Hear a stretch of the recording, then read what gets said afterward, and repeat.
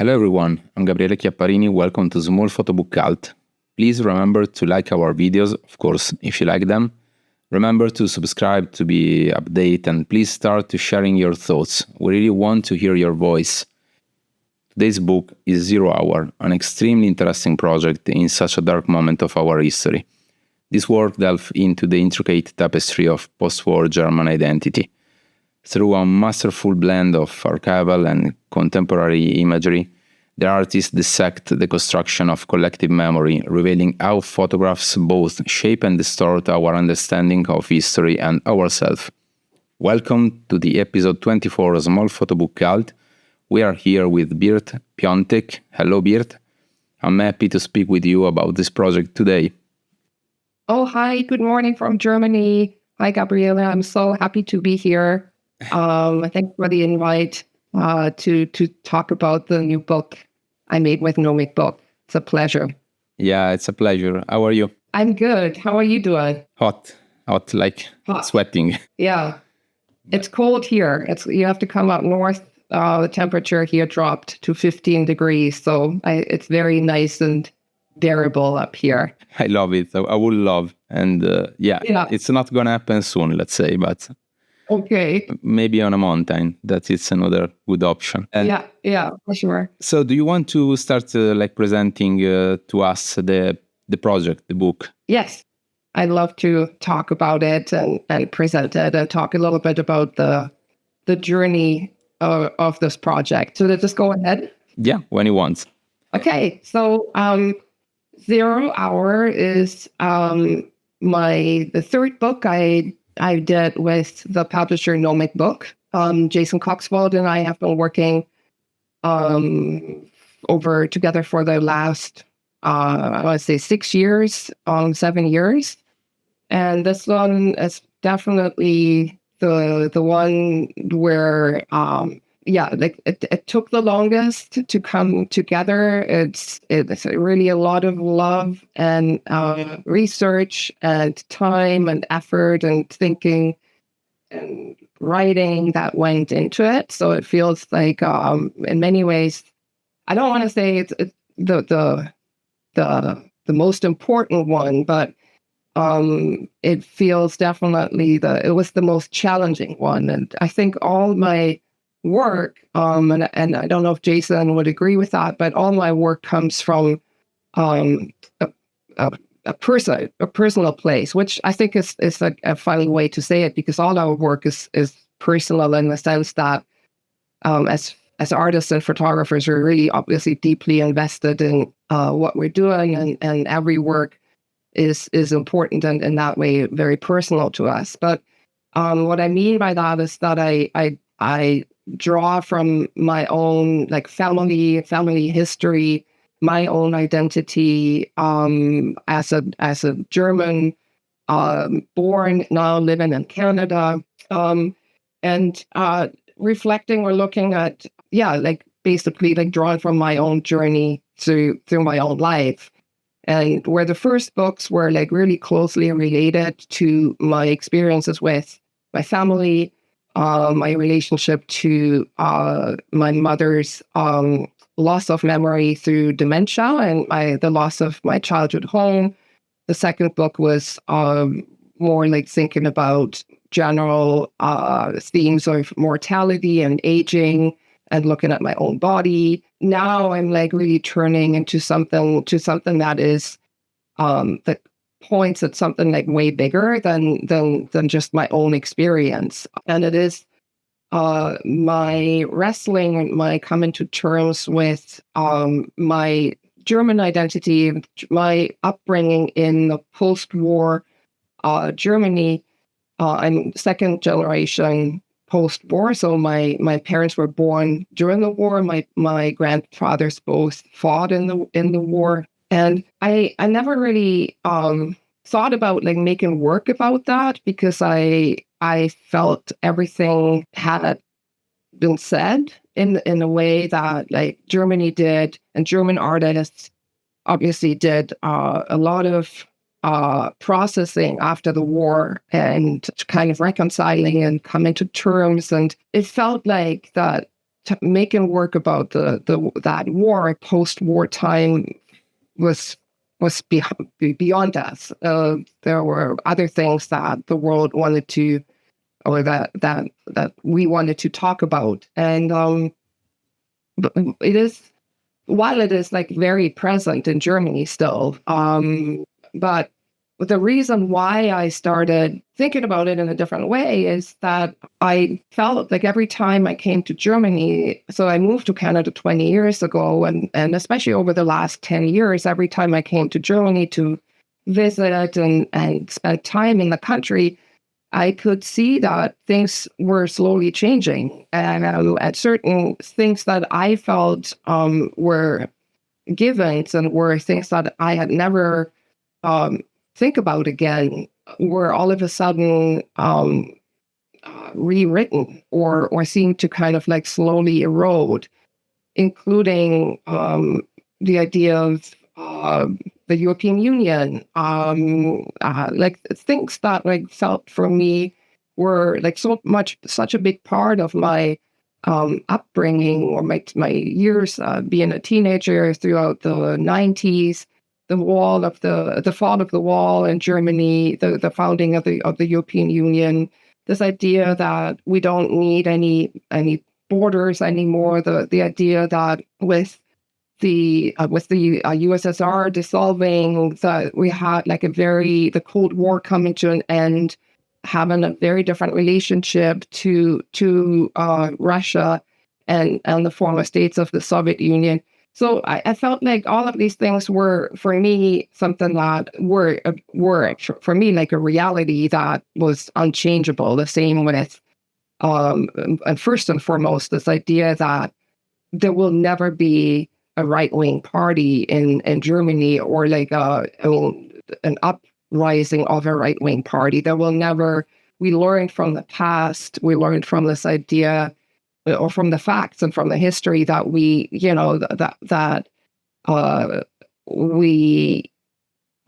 committed. When I say we, but like the German nation and the German population back then basically committed a big crime against humanity, and this will never happen again. That was my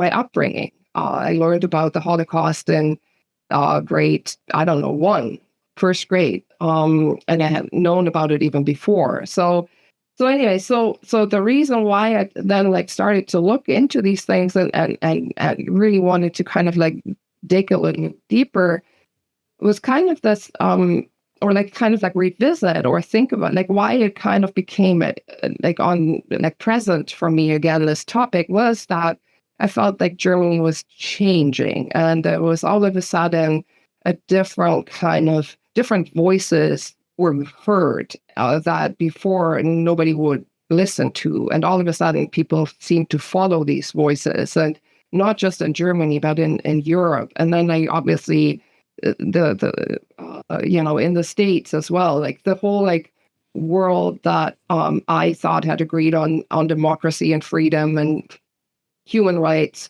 and the end of patriarchy here, and all of this was kind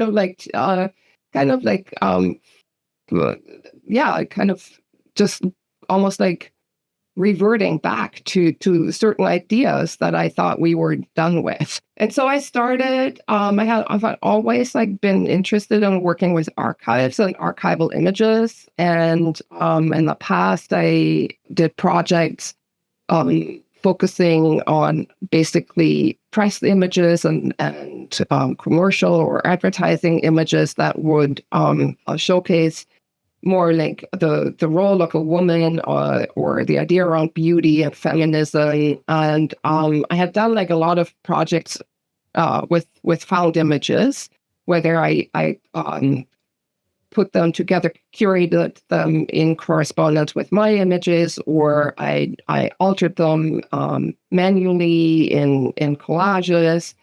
And so I returned back to these images and started researching a lot more from this like era, from the post-war, and especially images coming from the States at the time. and understanding that those are the images that my parents, who were born in 41 and 43, images that they would grew up with. And as someone who has worked with photography, in photography, I teach photography, I've trusted photography. I kind of understood the power of these images, and but also the inherent, obviously, biases and what was communicated in them. And it was these images that my parents would like look at, and they talked about whiteness and privilege, and these images, like they talk about like whiteness and privilege and certain structures of society, and they excluded other minorities, or they excluded other thoughts or ideas. And so I was kind of thinking, maybe, all these ideals, everything that I trusted and everything that I took for granted in many ways too, wasn't as perfect as I thought for, when I grew up. And I really started to look at my own biases and what I had learned and what I assumed. And so then I started collecting these press images, mostly coming from the States, and then but also from Germany. And I started to make still lifes, create still lifes in response to these images, kind of thinking about objects that are displayed or performed with in those original archival images and ideas. I've always been really interested in objects and the meaning they hold, in the work I did about my mother and dementia. This idea of a house that is turned into a home through objects, through things that have always been there and have handed down and we interact with on a daily basis. And then I was thinking about, these objects that I would see, or fashion that I would see, or like these signifiers of success that were presented in these images. And so what I did was I created these still lifes. I sourced objects from thrift stores and secondhand stores to kind of create still lifes in response to these original images. And the original images that I found that weren't mine, that were sourced through eBay, I started to again manipulate, this time in a digital way, because I was interested in literally this idea around a glitch that is already inherently present in those images, because they have they show certain things that to me, and now looking at them, are incredibly glitchy and slippery, and I wanted to bring that out more. So I started to work just in Photoshop, and also to kind of remove the identities and faces of these people that are in these pictures, because they didn't really matter. What mattered,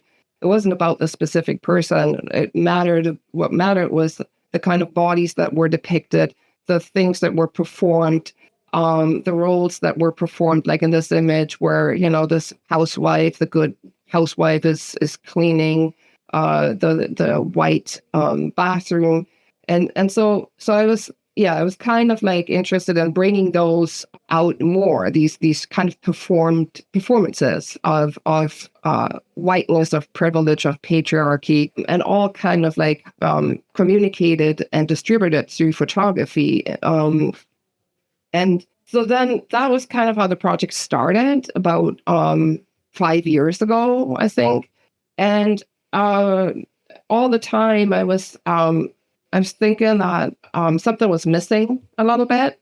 I was worried that I was pointing fingers when I wanted to do was really look at myself, come to terms or understand how my family or my history and my own biography maybe fits into this idea of trust, of how I trusted photography, how I trusted a photographic image, how I trusted a country, a nation, how I trusted certain promises, political promises, how I trusted an established democracy that was established mostly by the Allied forces, mostly by the United States, and how at the end of the day, I trusted the United States as this country of a bringer of freedom and values that were, the right values. Because after the Second World War, that is the card that the United States got dealt as these bringers of freedom and democracy, and they've played it obviously many times since then. So I took this project at some point. I started combining and looking into historical texts and seeing what happens when there's text combined with these images. And these texts are, they were formerly not accessible. They were, what's the word? Not classified. Yeah, classified. Thank you. Yes, they were classified. They were minutes from conferences from right after the war, where the politicians would, or the people at the table would decide about Germany's fate. They talked about these deals that were made behind closed doors. And I kind of and now they're, because it's such a long time ago, they got released and they're now accessible. And so it was kind of interesting to see. It's almost it was this backstory or this back script to these images that I saw or that I found and that I sourced. And then I also realized that so much of that is still going on and still has consequences, and these ripple effects that were created because of these decisions, because of these conversations that were held back then, 80 years ago, and then and through the whole post-war, Cold War era. And then I also looked into party platforms, promises of current political parties. And sorry, I just have to stop because there's a vacuum running in the back, and I don't know if you can hear that, because otherwise I need to tell the lady to stop vacuuming. Is that a problem? No. I hear you perfectly. No, sorry, I just want to make sure that you're not later kind of oh my God, this is. No, it's it's okay. I'm more a bit preoccupied from someone fighting in the building, in my building. So I don't know if you can hear it, but no, I can't hear it either. But yeah, there is people screaming. Okay. So hopefully, it's not a problem for the recording, but no, and is that I can also sorry, I feel I'm a bit long-winded with my no, it's perfect. Let's go on. Yeah, and let's go. Okay. In the worst case, we will have a more spicy episode with people doing stuff around us, so it's okay. It's more real. Okay. So understanding, basically looking at those documents, and starting with the Declaration of Surrender, the book starts with that, where Germany signs the terms of surrender, kind of understanding how all of this somehow still resides in the present, even though we think it was in the past. And understanding that a lot of things that were decided back then, obviously an impact over the time, shaped the country, and are kind of resurfacing in different ways. And I think maybe it was this moment where also looking into political platforms and promises, where you understand that it's just history is just repeating and repeating in different ways and different maybe different kind of nuances and layers or complexities, or as certain things are have changed, but so many other things just carry on. And especially when I started to look at the party platforms of the current right-wing party in Germany, the AF, and seeing how all of a sudden the rhetoric and the thoughts are obviously very much rooted in something that you would encounter a long time ago, like pre-war, and this idea, I think, from like the linearity of learning from history, learning from documents, learning from photographs as documents, and understanding that this has happened, and we're now evolving and moving on, is basically shattered for me in this book. Is that kind of like why what I'm doing is basically like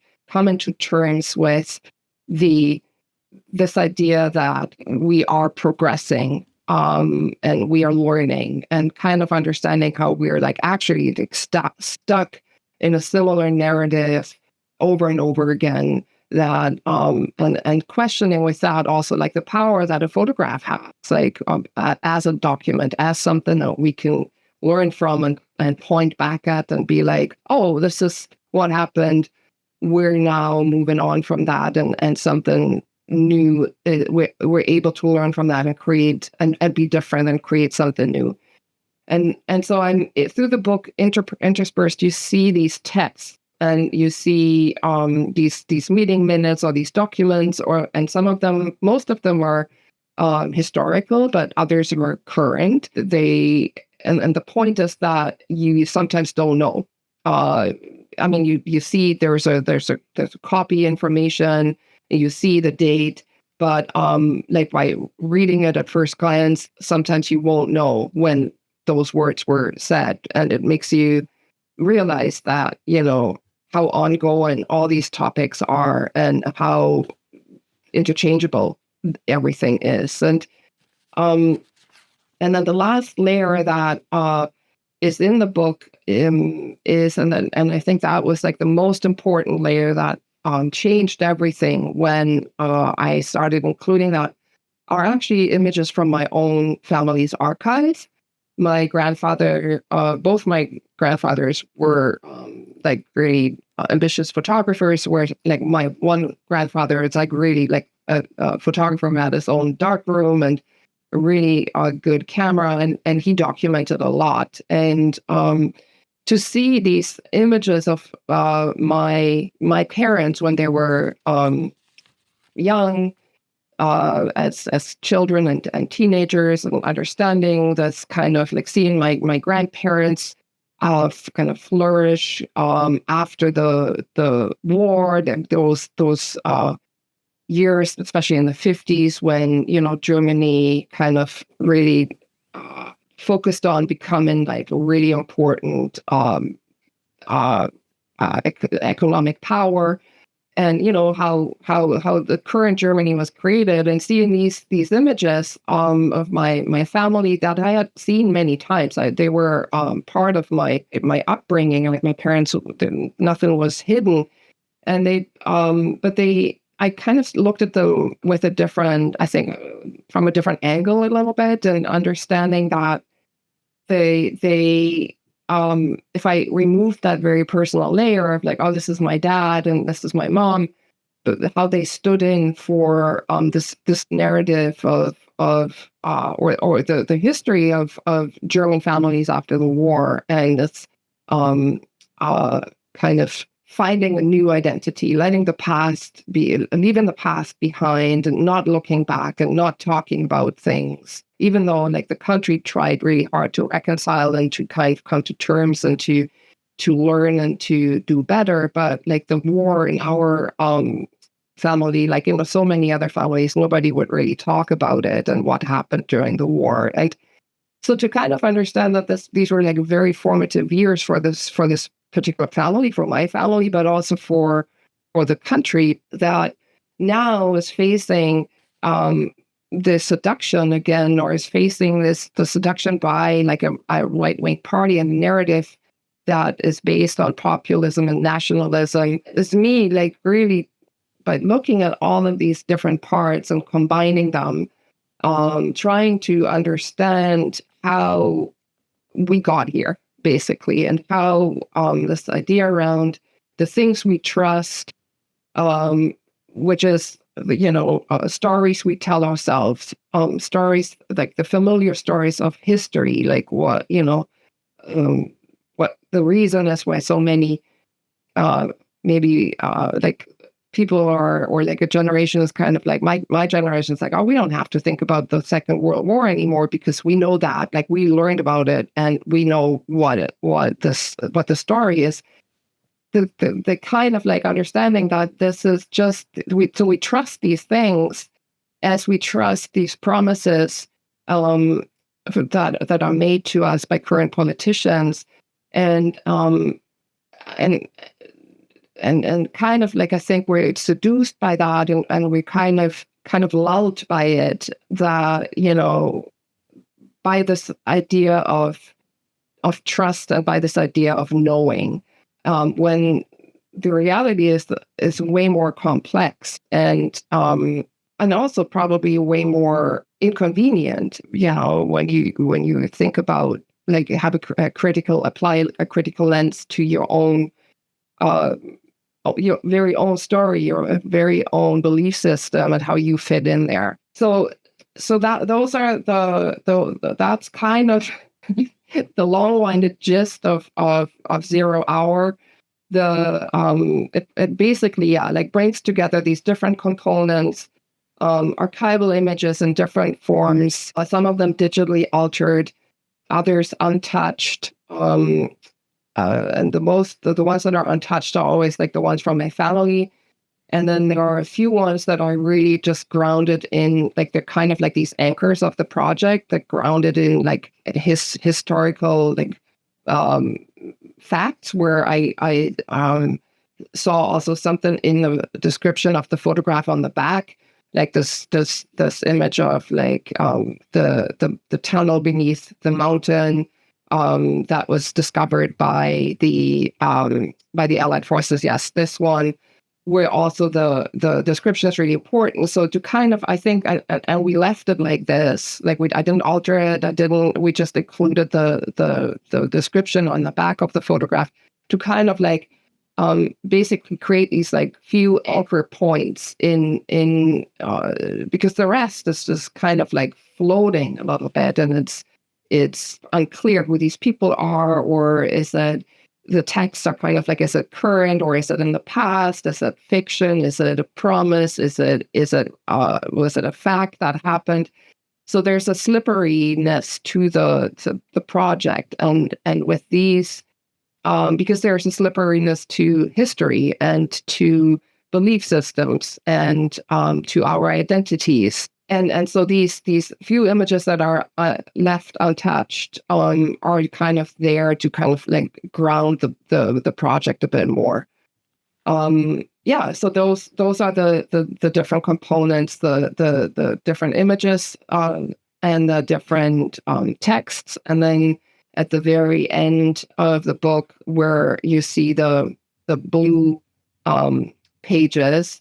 This is a longer essay that I wrote. It's quite diaristic. It's basically talking about my story, my family's story, my own belief systems. Basically, like what I talked about earlier about my journey through my childhood and my teenage years in growing up in Germany. These images are all like my family's archival images. These are my grandfather's and my parents, my uncle, my uncle's, my grandmother in this image, and just kind of like coming from given a different kind of background story to or grounding maybe a bit more of that slipperiness into the backstory, so that if you go through the book and you're kind of like asking yourself what the heck is going on, that like when you read this this kind of like essay, that you kind of understand a little bit like where I'm coming from or what I'm talking about. And it's not just only in the past. I kind of like go back and forth between my family story and the current state and the current events in Germany. I want to speak about the title, because to me it's really it's really fascinating, all these titles with the dates or time. And I found it like close to another concept that is minutes to midnight. I don't know if you are like, if you know that it's a way that they use during Cold War for, say, also right now, like to say how far we are from like an Armageddon, like like firing the atomic bombs. And so it's close to that concept. And at the same time, I love the fact that it's like a clock is something circular. So it really resonates with the project. You're gonna to came back to the same place after a while. And it's something that I can see in this project, like speaking about, we go through that and then we thought, okay, we will never go through that again. And then here we are. So what about the title? Why this title? Good. That's a good question. And it's obviously a title is always important. And it's like so interesting how this title kind of happened to me. Like for the longest time, you know, how when you just have a working title and you're kind of like, that is not it, but I just stick to it for now. And that title was Trust. It was only Trust. And I was kind of like, okay, but I knew it was not really quite hitting it. And it was just very late in the project that all of a sudden I thought about this term 0 hour, and then it's a direct translation from a German expression that marks the beginning of the post-war era, which is in German die Stunde Null, which when you say that to a German, everybody knows what is meant as like the day Germany signed the surrender terms and tried to move on from everything that happened before. So it's literally this idea of we're resetting the clock and we are reconstructing a nation that is that kind of destroyed itself in a way. And with that was always there's a promise in that, right? Like there's this promise that there is, of that new beginning, of being able to leave something behind, to not look back, to only look forward, and to this call for action. Basically, it's just like you need to act now because there's nothing there. You need to kind of recreate things. That was always for me in that title, or I think that's kind of the common assumption when Germans, when we talk about die Stunde Null, is like the complete defeat and then moving forward. And but you are totally right. 0 hour repeats, right? It's not, and there is never a blank, clean slate. Like we can't just forget and move on. This kind of idea of like sweeping something under the rug and pretending it's not there, it won't work, because at some point that pile gets bigger and bigger, and the rug is not big enough to cover it. So this whole concept, like I think I realized that it's maybe part of my kind of coming to terms with Germany and my German identity and my upbringing in this country is like to understand that this concept of 0 hour is completely flawed. That and especially if you think about like repetition, if you think about traces of the past and how the past is never done.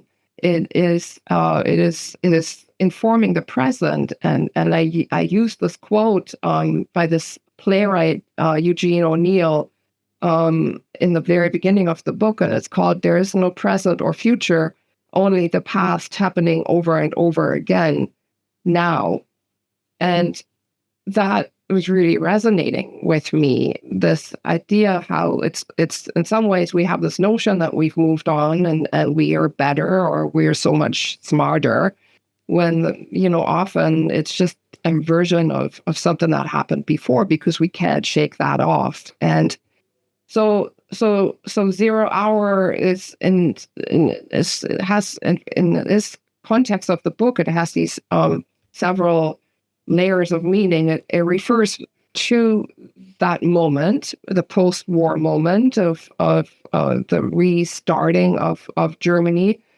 It refers to this idea of something is repeated. It here again. It's just basically a different version of it. There's a call to action. We have this idea of currently, I think that at least for me, and I look around me and the conversations I have with people, that like it feels like something is coming to an end, something is changing dramatically, and we need to act upon this in order to create something new. But we haven't really figured out exactly what exactly is all coming to an end and how to recreate something or move forward and create something new, and respond to this 0 hour of our times. Because I think we can all agree that there's an urgency, like with this urgency of like we can't continue the way we continue. We're living in a world, we're destroying ourselves, and we're trusting people that are clearly the wrong voices that won't lead us anywhere, to our own destruction. And so these are the nuances of 0 hour. It's very much, it resides in the past as much as it resides in the present, and it's this notion of like we're resetting the clocks right now, and how do we move forward? Yeah, I'm thinking how many times we will have to do it. Yeah. Like it seems to be like, I don't know, to happen again and again, and exactly. It's really sad. I want to ask you something that I ask to Maya Daniels, like almost the same question, because I think it can be really interesting. What kind of thoughts or conversation do you hope like 0 hour will start among its viewers?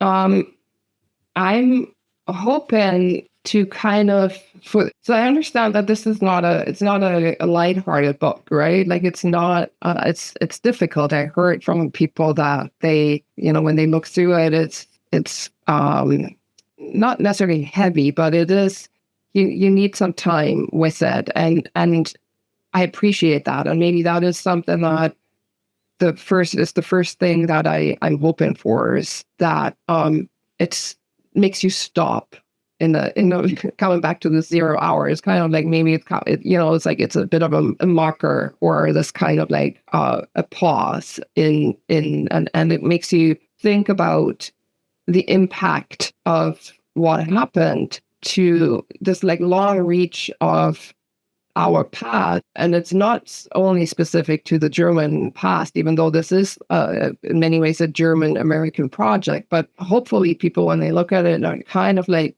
thinking about the effects of like certain decisions, certain belief systems, certain actions and stories in the past that are still that are still lingering, that are there, that are informing the present, and kind of maybe coming back to the original title, or the working title that I had about trust, kind of reevaluating the ideas we trust, including ourselves, including what we like it's easy to always like point fingers, and it's easy to just be like, oh yeah, these people are lying to us, or this is like pointing at the flaws around us, but also to kind of like really investigate what it is. How do you self fit in there?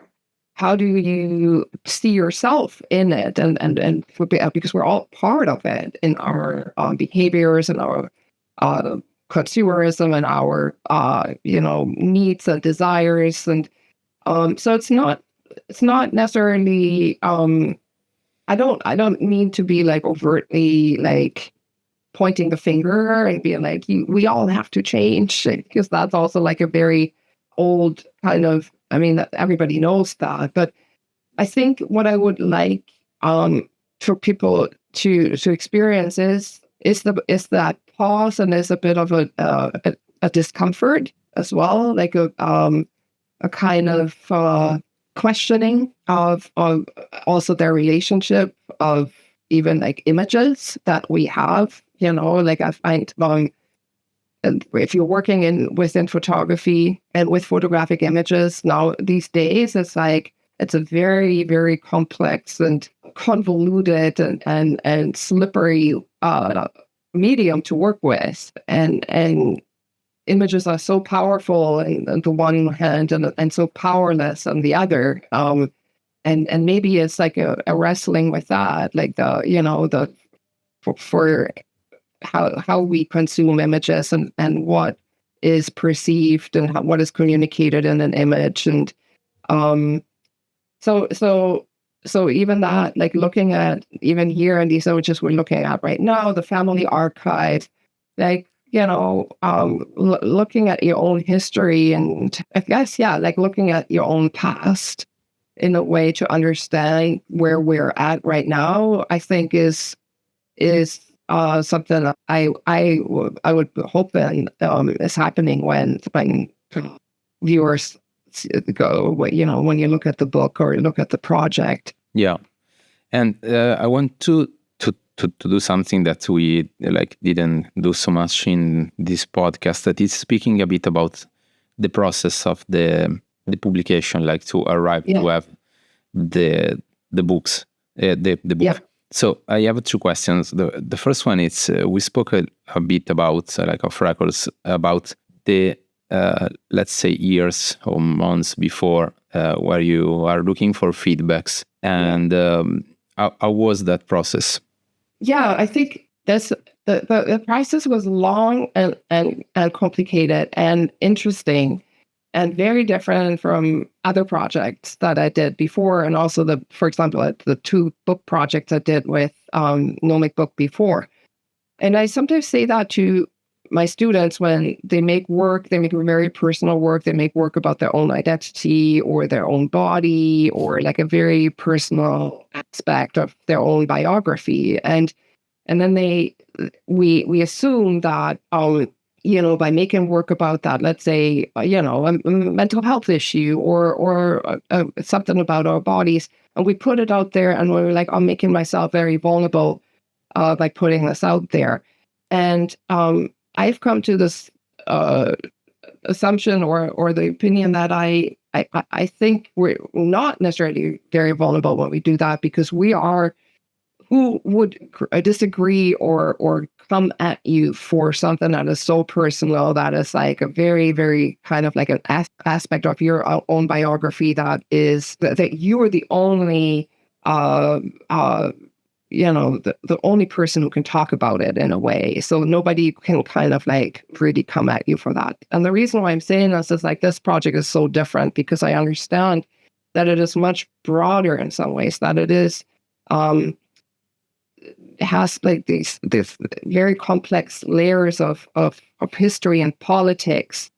It doesn't reside only in the past. It's not only about my family. It is something about the present moment and how I fit in there, or how we fit in there as a society of white privileged people, the citizens that have this responsibility. And now all of a sudden I found myself like a lot more nervous about this than like the books I did before. And because of that, I think it took much longer time, and I thought out a lot more feedback. And from the very beginning, because I have this like really good relationship with Jason from Nomic Book, and it was really clear when I had the first images that I felt like I was onto something. He felt I was onto something. He had a vision early on for what this book could be like, or that this would be a book. But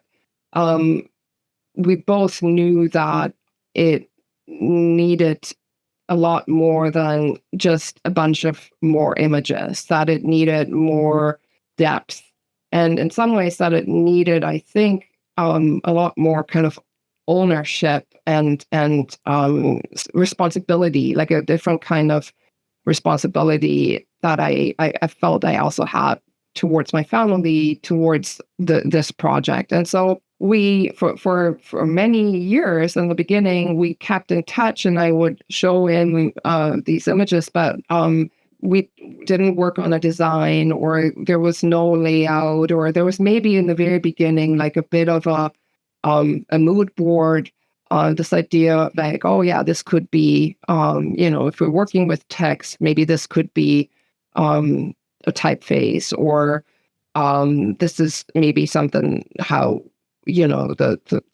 what could appear on the title, or we had identified certain images early on that we felt both like really strong about. But it wasn't until like, I want to say like 2 years ago, where I really felt like I was stuck. And I felt like I was missing something in the project. And at that point, the work only consisted of those manipulated archival images, and some text, some of those like meeting minutes and party platform text, and then the still lifes. And I took it, and we talked about that earlier a little bit, I took it to a portfolio review for the first time in a long time. I went back. I've been on the other side for portfolio reviews as a reviewer, especially through my my job at Emily Carr University. But I was kind of like, I want to seek out responses, and because at that point also like I'd shown it to lots of other friends and artists, and I needed a bit more. I needed a lot more. Maybe also put myself in this kind of position of like, it really counts. It's different if you show it to a friend who's also an artist, but who knows you really well and is honest. But there's a different weight if you have this kind of cold read in a way from a person who has never met you before. And so I ended up going to the portfolio review with the project as it was back then. And it was very helpful in many ways. It was also very challenging. It was a good reminder of the complexities and hardships and horrible, horrors of a portfolio review, and how nervous and vulnerable one can feel in these moments, and how useful they are or not. Because what can you do in like 20 minutes? And we already like talked a little bit about that.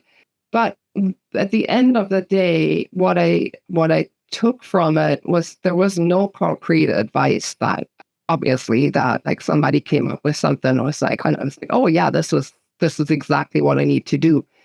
But I think the sum of responses, the sum of these kind of first gut feelings, impressions, if you are able to kind of distill those and take those away, in the sense that you're just like, okay, this is what the initial response was. What does that mean for me?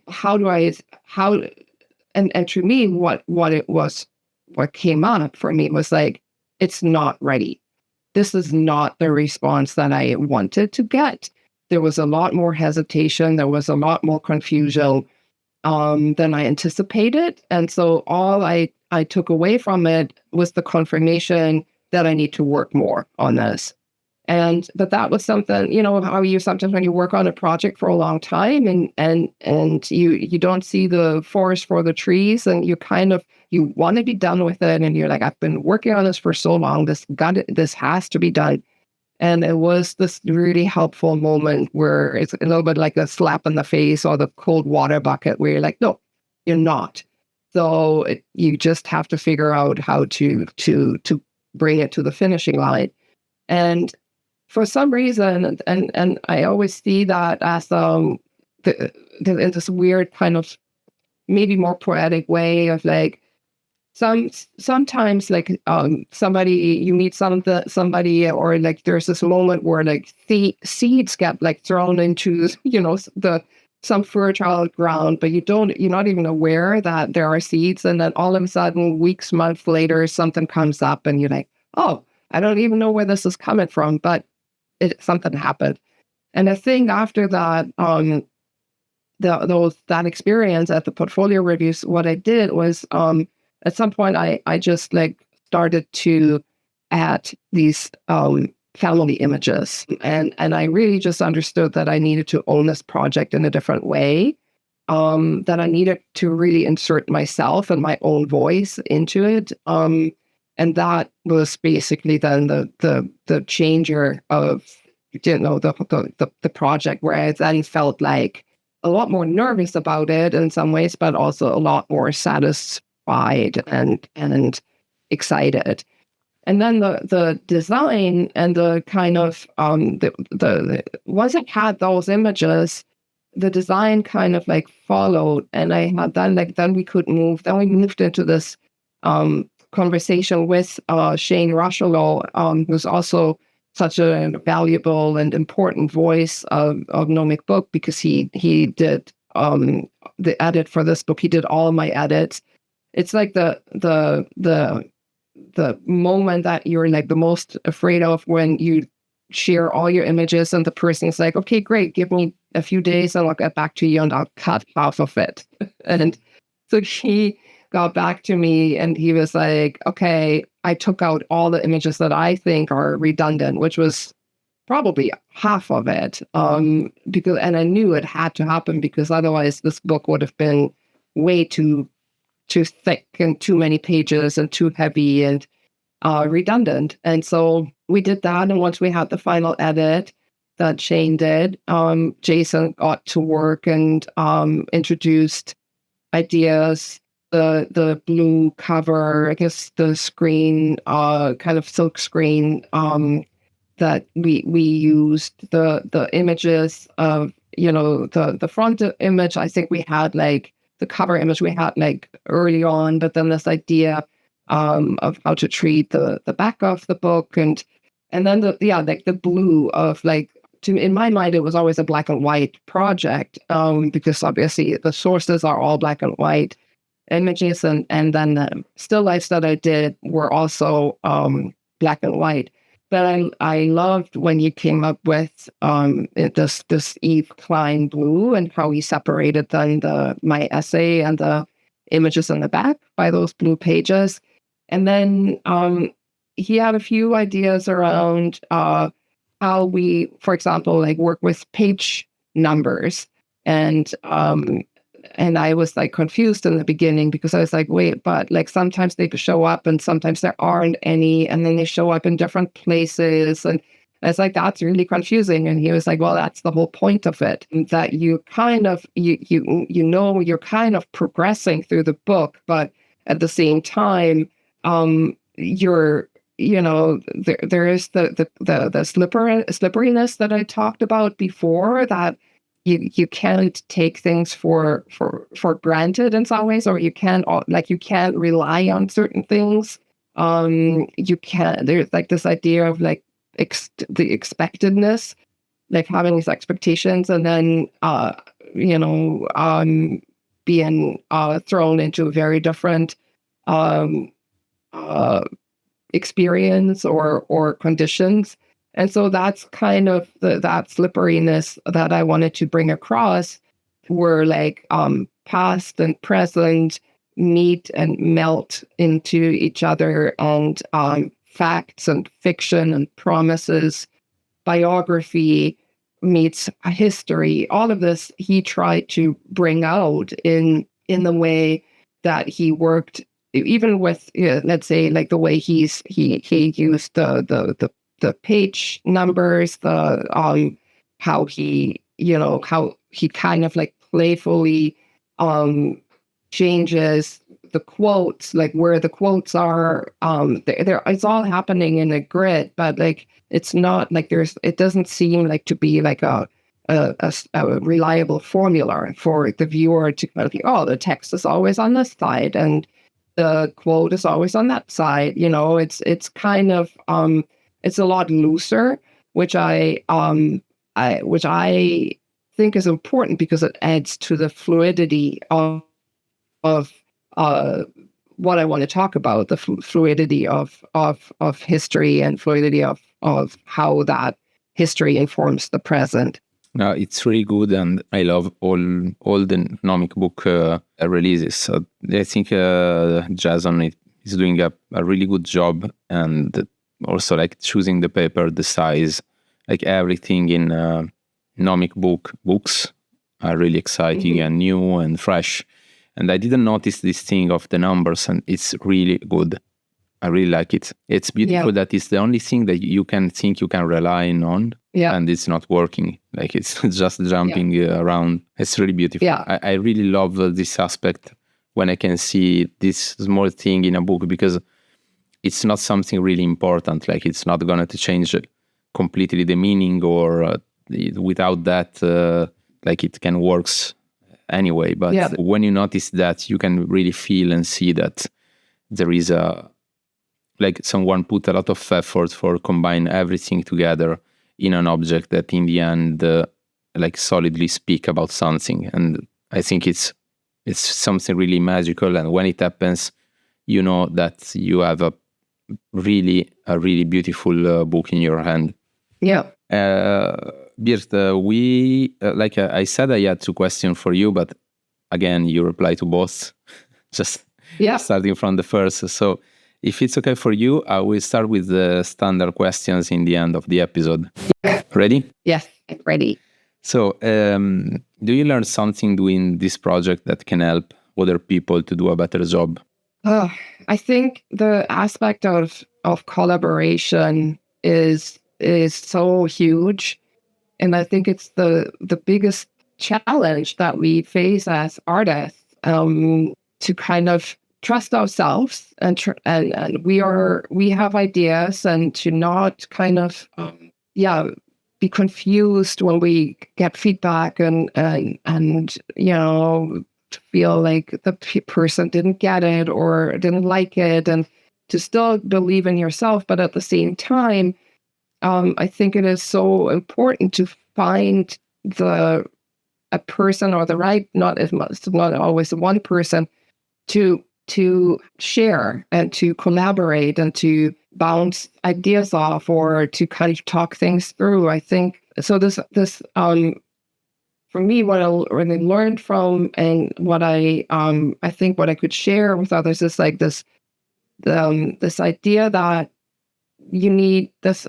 Every project needs this perfect, like a good balance, not a perfect, but a good balance between, like the solitude of making and the time of sharing. And even if that sharing is kind of uncomfortable, or looks like it's not valuable in the beginning, I think there's still always like value in putting ideas out there. And even if it leads to a frustration, or to the kind of like going back to the drawing board and having to sit with, uncomfortable feedback. So if anything, this project has kind of told me again and reminded me again of like how much patience and how much time one needs to bring to a project or to your work. I think we all often are kind of like carried away a little bit by our own eagerness, wanting to make things happen and wanting the success and the validation. But I think it's important to give the things time. I think that's probably the main learning that I have from this again. And the very last questions, can you suggest us a book to have in a future episode? Yes. Hold on. Oh my God. Now I'm having a bit of a blank. The one book that comes to mind right away is, and it's older, but it's like a book that I love and that I share often with my students, is from my good friend Raphael Saldi, The Imagined Futures. And it's I don't know if you know it, it's a very quiet book. It's about him sitting in a photo booth and taking portraits of himself in a photo booth, or the photo booth becomes almost like a confessional booth where he's kind of like closing his eyes in the booth and thinking about different versions of himself as an immigrant from Peru to the States, and he's thinking about futures, different versions of a future that he could have had or that he might still have. And I think it's very quiet, it's very poetic, it's very timeless in this way of thinking about what retreat looks like in a time that is so demanding and so challenging and loud, and how can you come back to yourself, and how can you come back to your own dreams and visions, and ask yourself for guidance in a way. It's very in that way, to me, kind of spiritual and poetic. So that's a book that it's been out for a while, but I still come back to it and still love it. I'm gonna check it. I don't know it, so I'm really curious. Yeah. You should check it out. Yes. And yeah, thank you so much. It was a beautiful episode. Yeah. And thank you so much for sharing all this, all this year of working. Yeah. Thank you so much for having me and giving me the airtime to share my ramblings about this project. I always, it is still quite new, and I don't know if you have that too. There are certain projects, after a while, you kind of know how to talk about it. Sure. Because you've done it many times, and you kind of found the language to talk about it. And I think with this one, I'm still trying to find that language a bit, because it is a big project for me, and I worked on it for so long, and it has all these different layers in it that all come together in this way that is sometimes it's hard to bring across the complexity and of all the work and all the time that went in it, and all these different strands of information that are in it. So thank you so much for letting me ramble and elaborate on that. No, I think it worked really, really well. So I hope people like it, because I think there are some projects that really need to be listened, because they speaks about something that it's urgent in some way, and I think this is one of them. Yeah, thank you. It was a pleasure. So thank you also to everybody that listened my voice and Birthe voice for this hour, and hope to see you soon. And bye bye from me. And bye bye. Ciao. Take care. Ciao.